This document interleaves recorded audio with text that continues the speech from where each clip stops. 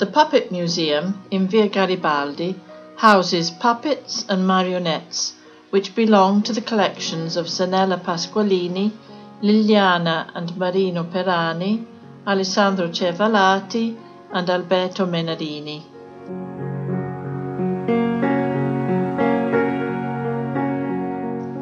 Crossing the internal courtyard, the museum continues in a small house in Via Mentana, testimony of the early 15th century medieval centre.